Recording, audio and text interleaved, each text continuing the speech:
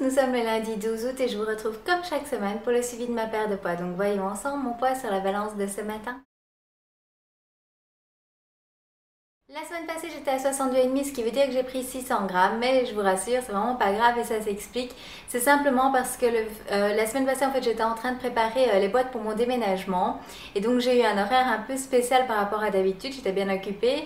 Et donc, malgré le fait que je n'ai pas fait de gros écarts, de grosses sorties, etc., j'ai un peu plus de poids, mais quand on analyse, c'est un tout petit peu de graisse, c'est un petit peu plus de muscles et également d'eau.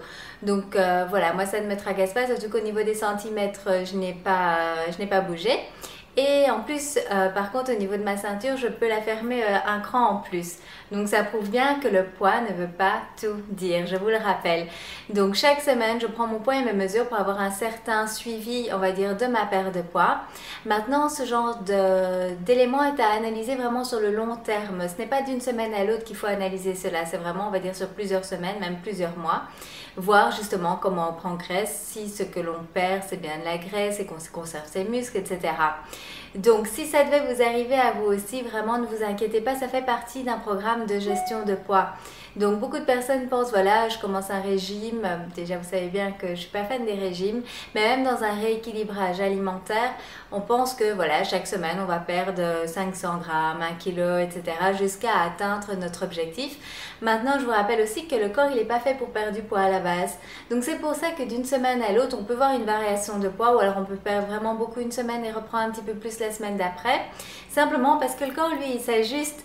Comme c'est pas un processus naturel, il a besoin qu'on lui laisse le temps également de perdre ce poids sur la balance. Par contre, au niveau physique, vous allez voir toujours une différence, vous affinez petit à petit, voir des petits changements par-ci par-là. Moi, cette semaine, par exemple, j'ai vu donc au niveau de la ceinture que je la ferme d'un cran en plus.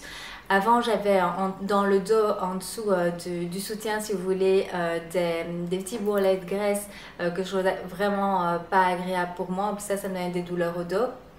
Eh bien, j'ai vu qu'ils étaient pratiquement partis, ce qui est très agréable pour quand on se met en maillot. Et quoi d'autre? J'ai également vu au niveau de mes fesses qu'il y a un gros changement. Donc ça, j'imagine que c'est également grâce au squat que je fais encore régulièrement, au lunge, etc. Donc voilà, je vous dis toujours tout ce qui se passe chez moi. Donc je voulais pas vous cacher que j'avais pris un petit peu de poids parce que ça fait partie du programme. Et je pense que voilà, d'un côté, c'est bien que ça me soit arrivé. Comme ça, vous voyez que je suis comme vous et que vous ne devez pas vous inquiéter.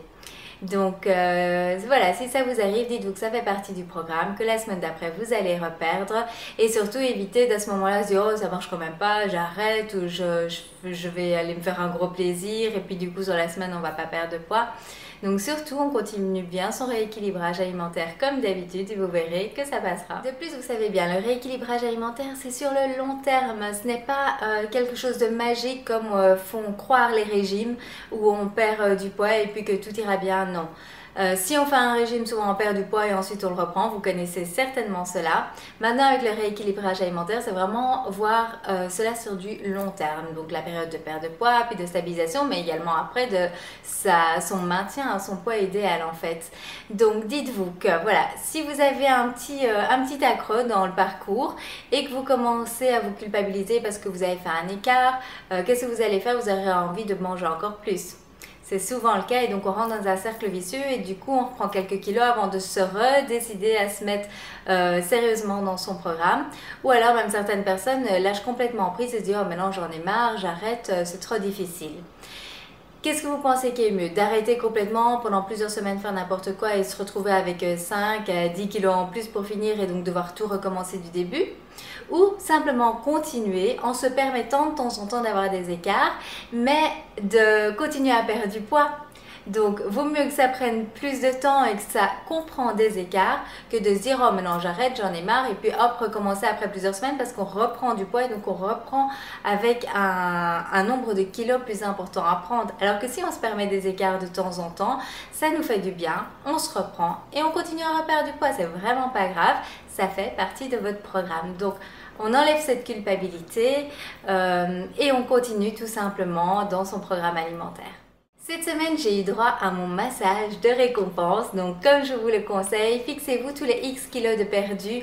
Un petit cadeau, que ce soit du maquillage, que ce soit une sortie, que ce soit voilà, un cinéma, etc. J'essaye de ne pas faire ça sous forme de récompense alimentaire pour essayer de se déshabituer de cela. Mais ça peut être acheter un vêtement, ça peut être quoi d'autre, bah, le massage comme moi je le fais, vraiment quelque chose qui vous fait plaisir. Donc moi j'avais fixé tous les 3 kilos de perdu de m'octroyer un massage.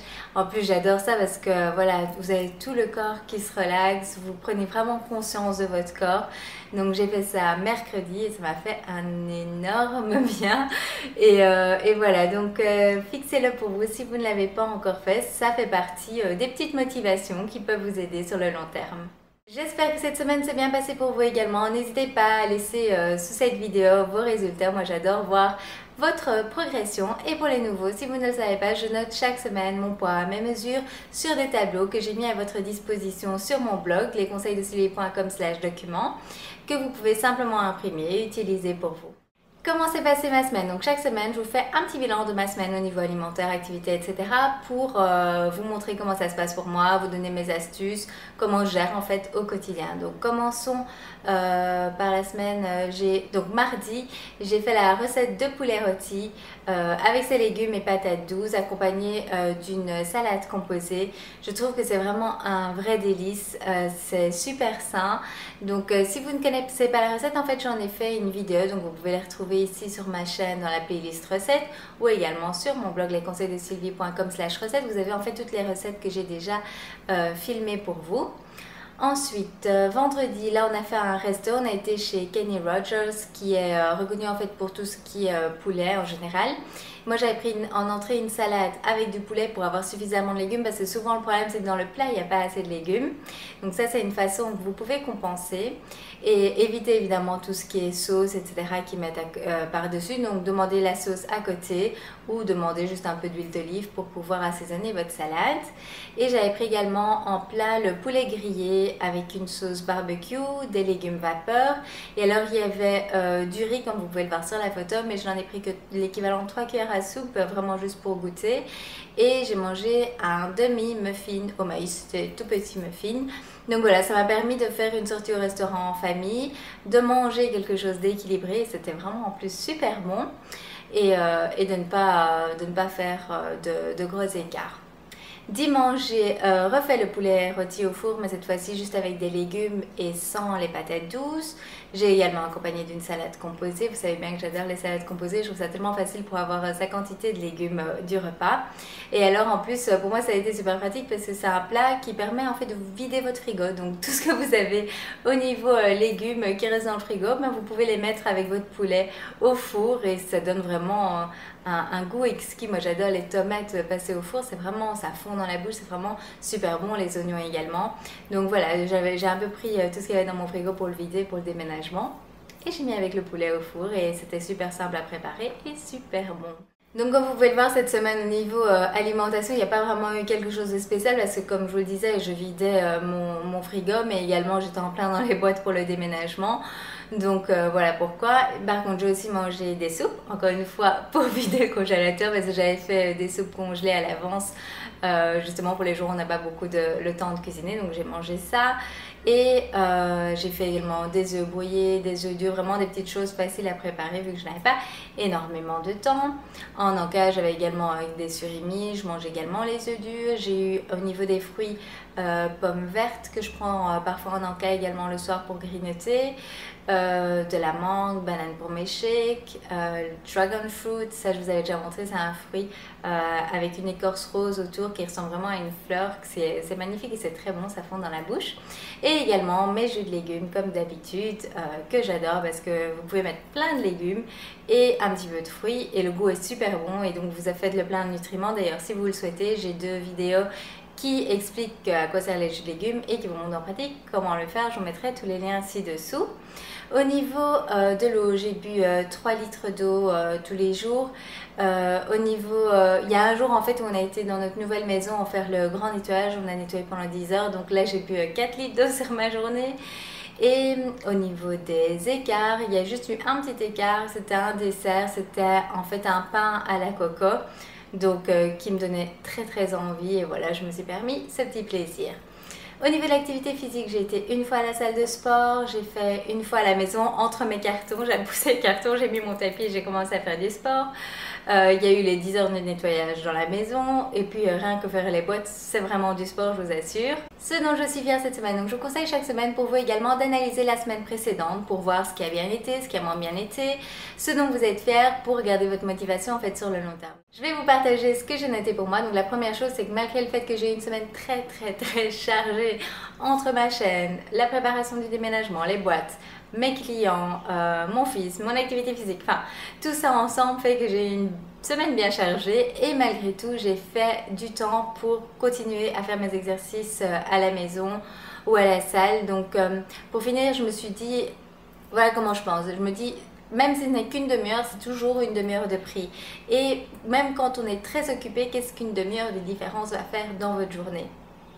Je pense vraiment qu'on peut tous, si on le souhaite, vraiment trouver une demi-heure pour un petit peu s'entraîner à la maison en faisant quelques exercices qui vont vous faire du bien, en plus vous faire brûler des calories et ensuite vous retourner à vos activités. Et je vous assure qu'il y a vraiment des jours, dont le jour où j'ai posé les boîtes pour faire mon exercice physique ou même pour aller à la salle où je me suis dit j'ai vraiment pas le temps, tant pis, je continue mes boîtes, etc.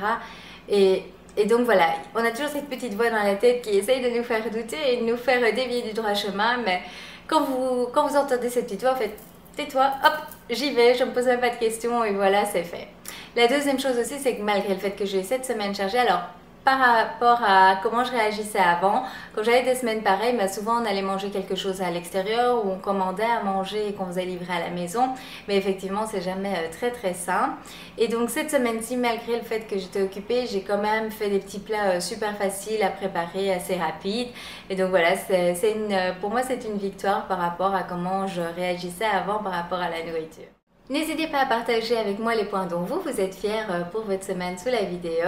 J'aimerais vraiment bien savoir ce qu'il en est pour vous. Donc voilà, c'est tout pour ce suivi. Moi, la semaine passée, en plus de mon suivi, je vous ai partagé la recette de la quesadilla allégée du pico de gallo qui est la salsa de tomate. Donc j'espère qu'elle vous a plu. Moi, je trouve que c'était vraiment un délice. Si vous ne l'avez pas encore essayé, je vous le conseille vraiment. En plus, c'est super simple à préparer. Je vous mettrai également le lien ci-dessous. Sur Facebook, je vous ai partagé une image sur la densité calorique qui montre en fait pour le même nombre de calories ce que ça représente au niveau de l'huile, d'une quantité de bœuf et d'une quantité de légumes. Donc on voit que la quantité de légumes est vraiment plus importante. Donc si vous voulez aller voir un petit peu ce que ça représente en image, ça se retrouve sur ma page Facebook. J'ai également mis un exercice que j'ai trouvé en fait en lisant un petit peu. J'ai vu qu'un exercice fun à faire et qui nous fait retourner en enfance, c'est la corde à sauter. Alors, il était indiqué qu'en fait, c'est un exercice à grand impact qui fortifie les os, permet d'affiner les hanches, les cuisses, le fessier. Donc, je suis sûre que ça vous parle. Et dans les faits, 15 minutes de corde permettent en fait de brûler 200 calories environ, donc autant que 30 minutes de footing ou 40 minutes de natation. Donc c'est hyper efficace, ça tonifie la silhouette, ça tonifie le muscle, ça donne plus de souffle, donc c'est vraiment un exercice complet. Donc j'ai également trouvé une corde à sauter assez sympa sur Amazon. Si vous voulez voir le lien, je vous le mettrai également ci-dessous. Et alors j'ai également partagé la dernière vidéo de Bloggy Lattes pour travailler les cuisses et les fessiers que j'ai fait également et qui est super efficace. Et je vous ai montré également une photo qui compare une pastèque et un burger frites du McDo sur une durée de 180 jours pour vous montrer en fait que la pastèque évidemment elle va pourrir sur le temps, ce qui est tout à fait normal comme tous les aliments que l'on peut manger, sauf que quand on voit celui du McDo, après 180 jours il paraît pratiquement identique qu'au premier jour. Alors je ne dis pas qu'on ne peut jamais manger de McDo, etc. Je ne suis pas là pour vous dire ce que vous pouvez ou vous ne pouvez pas. Maintenant c'est juste pour vous montrer que ce n'est pas vraiment naturel comme nutrition. Et donc personnellement moi je préfère vraiment faire à la maison des bons burgers bien sains avec plein de légumes qui sont même beaucoup plus goûteux je trouve. Voilà, donc gardez plutôt ces sorties McDo vraiment très occasionnelles. Je pense que ce sera également beaucoup mieux. Pour cette semaine en plus de mon suivi, vous devriez avoir la recette du cheeseburger sans pain et donc sain avec des légumes. La semaine prochaine, il n'y aura pas de suivi, tout simplement parce que je vais maintenant déménager ces jours-ci et qu'on n'a pas encore internet dans la nouvelle maison. Donc je vais prendre internet par le téléphone pour pouvoir quand même pouvoir répondre aux messages, etc.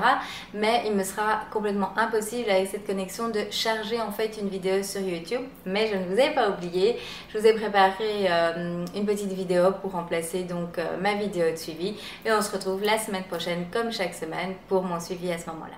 Merci à vous tous pour votre fidélité, pour tous vos messages que je reçois régulièrement. C'est vraiment que du bonheur. Je suis vraiment heureuse de pouvoir vous aider. D'ailleurs, si vous avez des questions ou des suggestions, n'hésitez pas à les laisser ici sous la vidéo. J'y prête toujours très attention.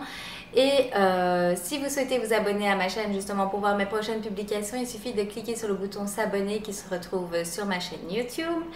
Si vous avez aimé cette vidéo et que vous voulez me le faire savoir, simplement cliquez hop sur le petit bouton vert en dessous de la vidéo. C'est comme ça que moi je sais en fait que ça vous a fait plaisir, que ça vous a donné des idées qui peuvent vous aider. Et comme d'habitude, pour partager encore plus, je vous attends sur Facebook, sur Twitter, sur Instagram, sur Pinterest, sur tous les réseaux que vous voulez.